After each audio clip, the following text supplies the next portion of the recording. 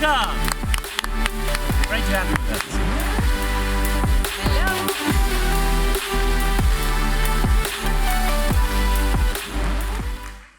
All right. Good morning. It's fantastic to be here in Munich, a city that becomes one of the most dynamic hubs in European tech and innovation, and very much technological leadership as well. From cutting-edge AI defense companies like Helsing to space pioneers like the exploration companies and robots companies like Robco, Munich is not just keeping pace with the future, it's building it. At the center of this momentum is world-class institutions such as the Technical University of Munich, where visionary research and deep technical excellence are coming together to shape the next generation of breakthroughs. What's happening here isn't just impressive, it's the frontier of what's possible. I wanted to use my time with you today to reflect on the moment we're in and convey what I believe an urgent message. We're entering the most transformative decades in human history. Technology is no longer a sector. It's the force reshaping every part of our society. How we govern, how we defend, how we power our homes, manage our money, and deliver healthcare. We're still only at the beginning. This next chapter will be written by those who can move fast and think long-term. Those who can build ambitious global companies and do so with integrity, trust, and purpose. Europe is perfectly positioned to lead if we choose to. Let's start with the facts. Over the last 2 decades since that ringtone was invented, Europe's tech ecosystem has grown its value 45-fold. We have more founders starting companies than the US, and the early stage funding, we're almost at parity. Germany is at the heart of this transformation. Germany is now a top 3 hub globally when it comes to tech funding and a cluster for AI talent. Germany as a whole is responsible for 1/5 of the billion-dollar companies and outcomes in Europe. Companies born here, the likes of DeepL, Celonis, and Personio, demonstrate what's possible when ambitions meets ingenuity from AI to software. This isn't a catch-up story anymore. In a world beset by economic fragmentation, Europe offers something unique: stability, purpose, and trust. Trust has always been Europe's competitive advantage. We built modern banking, medicine, and education, and today we're setting the pace in responsible, sustainable innovation. It's a solid footing, but it's not enough. Huge progress is still needed. To lead in the decades ahead, Europe must be ambitious and unified with real risk appetite. That starts with owning our future. We must be sovereign in our approach to building technology, self-sufficient in energy, dominant in health, and at the forefront of the climate transition. Because tens of trillions in unrealized GDP is at stake. And that value must flow back into European economies, creating jobs, prosperity, and security. And that brings me to the how. We need to make Europe the best place in the world to build. That means fixing the friction. That starts with, first, a simple, harmonized, and dynamic regulatory environment. We're making things too hard for ourselves. The playing field must be level for European companies to operate on a global stage, and that starts with regulation which is fit for purpose. It's been fantastic to see the ecosystem rally recently around the proposed 28th regime, EU Inc. that would provide a harmonized legal framework for startups in Europe to sit alongside the existing national laws of the 27 member states. We need to keep pushing this initiative forward. Second, a deep, liquid risk capital landscape. Germany is one of the largest VC markets, but many scale-ups still look across the Atlantic when it's time to scale and raise growth rounds. That's not because the talent isn't here, it's because the growth capital isn't. If we want Europe's next global leaders to be headquartered in Munich or Berlin, not San Francisco or New York, then we must step up and build a true late-stage funding market here at home. By our estimate in the State of European Tech report, we've underfunded the ecosystem to the tune of 350 billion euros over the last 10 years. And it's clear something needs to change. If European pension funds simply increased their investment level into VC to match the US pension funds, that would release more than 200 billion euros over the next 10 years to invest in European scale-ups. This will truly move the needle. But it's also clear that this alone, while necessary, is not sufficient. We will continue to need to diversify and scale capital sources across all stages to provide a full capital stack for our companies.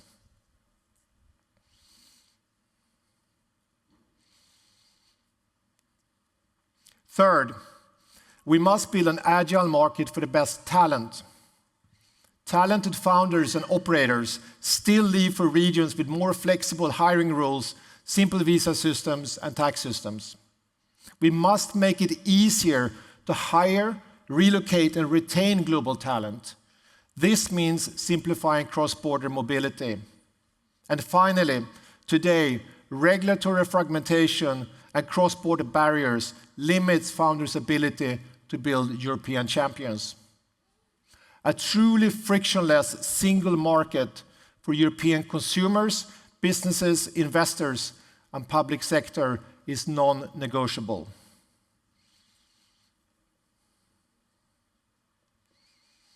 I mentioned earlier that this conversation is urgent, yet perhaps you're thinking that most things I've said is nothing new. Underlying all of this is timing, because what we're experiencing right now is not just a generational shift. We're living through 3 once-in-a-century shifts at once. The rise of AI reshaping industries and soon our entire way of life in a matter of few years.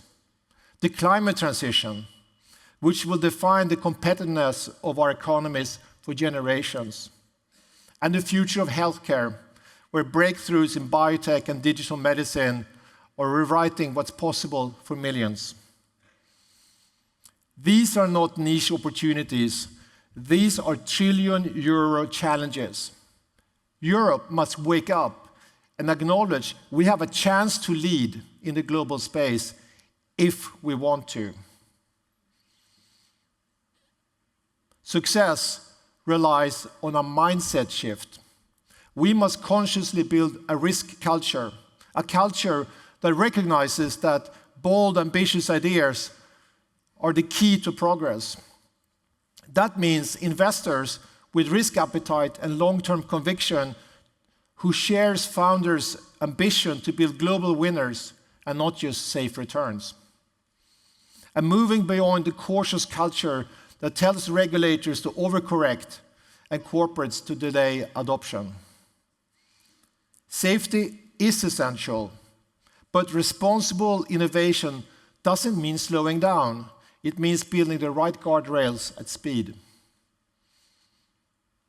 Europe has the power to lead a new future, one where technology serves society, where AI is deployed not just to extract values, but to serve society and solve real problems. Entrepreneurs are the game changers who can unlock this. We must support them with purpose, conviction, and urgency.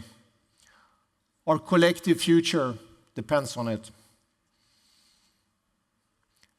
I was last a tech founder some 20 years ago, so I had some time to think.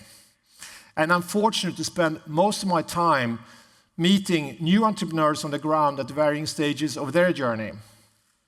When I speak to founders here in Munich or in Berlin, I'm always struck by their resilience. These are people building global companies despite navigating far more complexity than their US peers, simply to access their home market. And yet, they succeed. That tells me something simple but powerful. If we give them the right conditions, Europe's founders won't just compete globally, they'll set the standard. So today I want to leave you with one thought. We don't need to follow anyone else's playbook. Let's build fast, let's build responsible, let's build together, and let's build on our terms, and let's be bold. Thank you.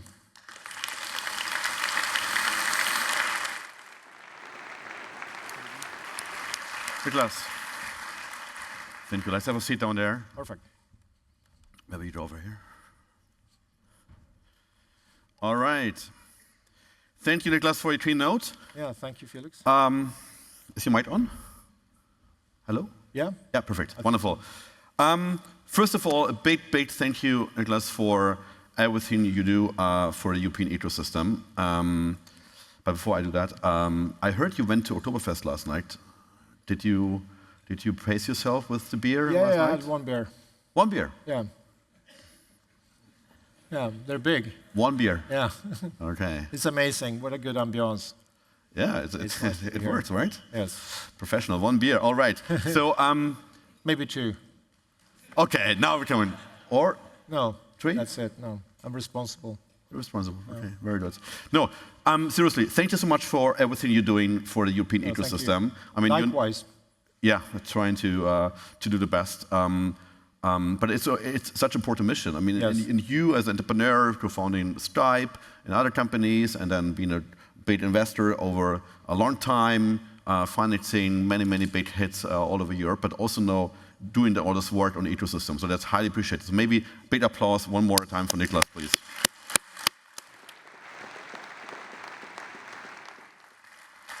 So let's just spend 5 minutes after your keynote now to talk about a little bit more on what really should be done. In particular, how can we make rules in Europe that, on the one side, benefit the growth of companies and enable entrepreneurs to grow and not be hindered, but at the same time protect us consumers? So what's your view on that? How would you shape up that? Yes. No, I think that's always the balance, and I think our regulators are probably looking more at how they can protect consumers from big tech.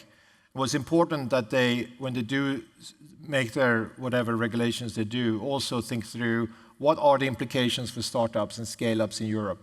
As I said, the playing field here must be level, which is not today.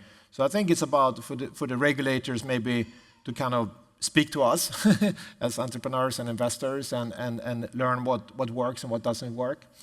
But I really think that we still don't have a single market, right? It's like, and many of us here have experienced that building companies, investing companies, and you're dealing with different labor laws in different countries, and it becomes very complex.